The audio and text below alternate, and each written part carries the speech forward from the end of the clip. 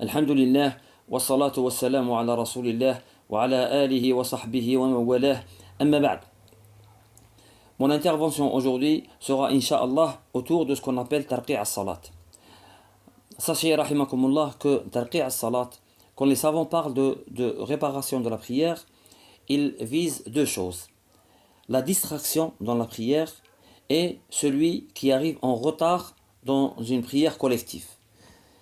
Et comment on répare ou le retard ou l'oubli, la distraction dans la prière. Aujourd'hui, notre discours sera autour du premier sujet qui est comment on rattrape sa prière si on a été distrait dans cette prière.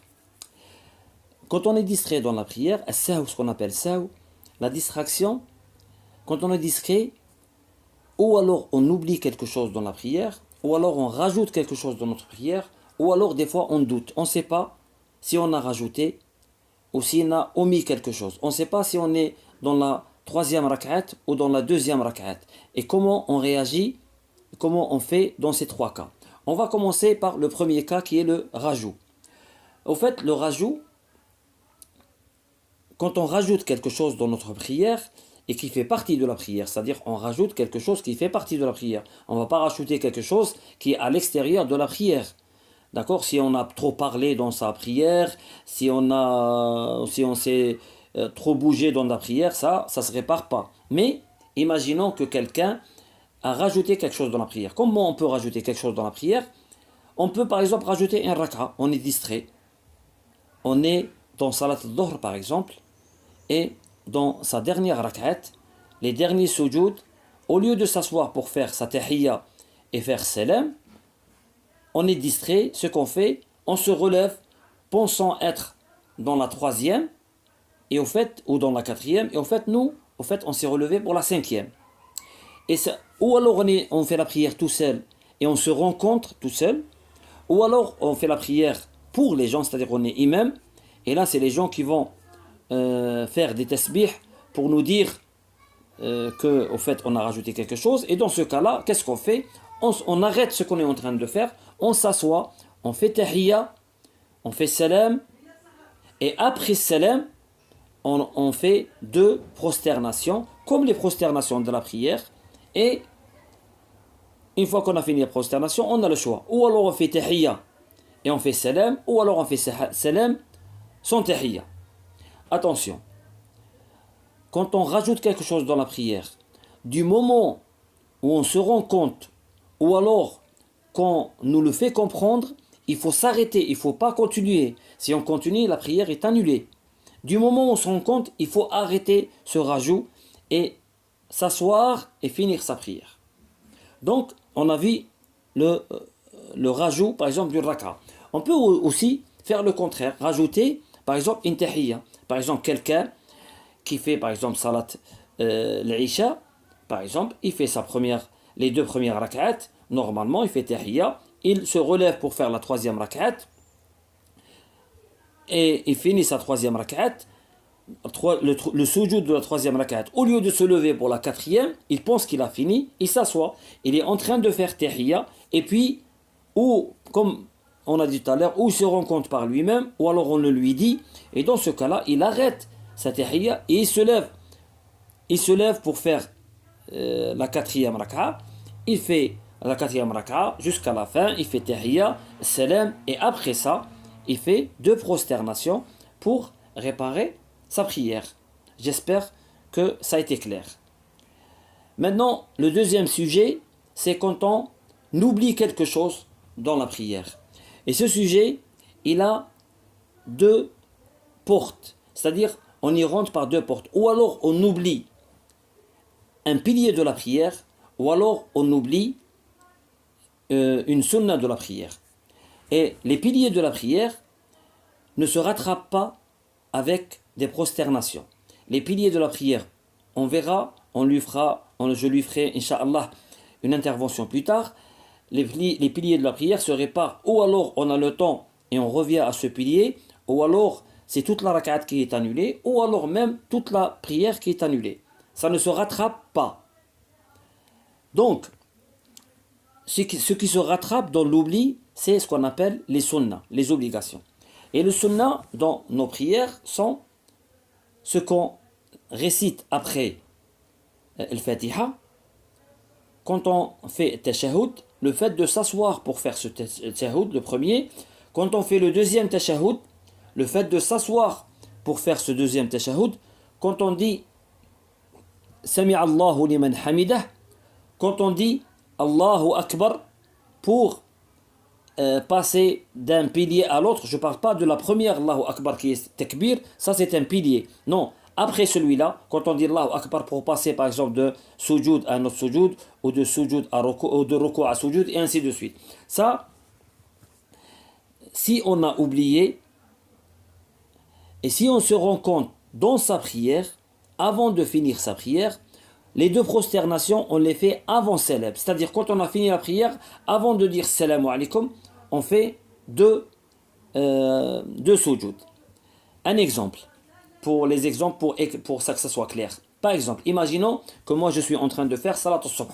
Je fais ma première rak'at, normalement, et la deuxième rak'at, je me lève pour faire la deuxième rak'at, je récite al-Fatiha et j'oublie de réciter quelque chose après al-Fatiha. Donc, ça y est, j'ai fait le recours. Quand j'ai fait le recours, je me suis rendu compte que j'ai oublié de réciter quelque chose après al-Fatiha. Je n'ai pas le droit de revenir à cet oubli. Pourquoi? Parce que là où je suis, c'est un pilier. Et si je reviens d'un pilier vers une sunnah, ma salat est annulée. Donc ce que je fais, je continue.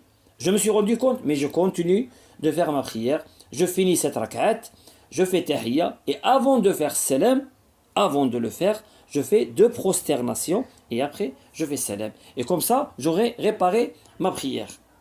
Un autre exemple, là où on se trompe le plus. Par exemple, moi je suis en train de faire salat al-Dhuhr, par exemple, je fais mes deux rak'at. Dans la deuxième rak'at, au lieu, quand j'ai fini la deuxième rak'at, au lieu de m'asseoir pour faire tahiyya, j'oublie et je me lève et je commence à lire, ou alors ça y est, je suis debout, complètement debout, même si je n'ai pas encore commencé à lire Al-Fatiha, je me rends compte que j'ai oublié Al-Tahiyya, ou alors on me le fait signaler. Du moment où je suis debout, complètement debout, je n'ai plus le droit de revenir vers cette Tahiyya, je l'oublie. Je continue ma prière, je fais mes deux rak'at qui arrivent, et avant de faire salam, je fais deux prosternations pour réparer ma prière. J'espère que ça a été clair. Et le troisième sujet, c'est le doute. Et sur le doute, les savants divergent. Le doute arrive souvent dans le nombre de rak'at. C'est-à-dire, moi, je suis en train de faire une salat, je suis en train de réciter, puis à un moment donné, je me dis, est-ce que je suis dans la troisième ou dans la deuxième rak'at? Est-ce que je suis dans la quatrième ou dans la troisième? Et quand on doute, il y a deux hadiths du prophète sallallahu alayhi wa sallam qui sont les règles pour le doute. C'est ou alors on essaye de se retrouver quand on doute. Est-ce que je suis dans la troisième ou dans la quatrième? Et je n'y arrive pas. Ma tête, j'essaye de trouver si vraiment je suis dans la troisième ou dans la quatrième et je n'arrive pas à me retrouver. Qu'est-ce que je fais? Je jette le doute et je prends là où je suis sûr. Quand je doute entre la troisième et la quatrième, ça veut dire que je suis sûr d'avoir fait 3. Mais je doute, est-ce que j'ai fait 4 ou pas? Donc je prends là où je suis sûr. C'est-à-dire, je me dis, je suis dans la troisième. Je rajoute une quatrième et je fais les deux sujoud de réparation après salam. Je répète, quand on doute, si j'arrive pas à me retrouver, j'arrive pas à être sûr, donc j'essaie de chercher dans ma tête, mais je n'y arrive pas. Donc je prends là où je suis sûr, c'est-à-dire si je doute entre 3 et 4, je suis sûr d'avoir fait 3. Si je doute entre 3 et 2, je suis sûr d'avoir fait 2, donc je me dis, ça y est, je suis dans la deuxième, ça y est, je suis dans la troisième. C'est-à-dire là où je suis sûr. Si je doute entre 3 et 4, je jette le doute si je n'y arrive pas et je dis, je suis dans la troisième. Je rajoute la quatrième et je finis ma prière, je fais salam alaikum et je fais sujoud après salam. Je fais deux de prosternation et je fais salam après. Ça, c'est le premier cas. Le deuxième cas, c'est je doute un moment. Je suis dans la troisième et dans la quatrième. Je suis dans la troisième et dans la quatrième. Et à un moment donné, au fait, j'arrive à me retrouver. J'ai douté un moment, mais j'arrive à me retrouver. Je me dis non, non, je suis dans la troisième parce que je viens de faire tahiyya.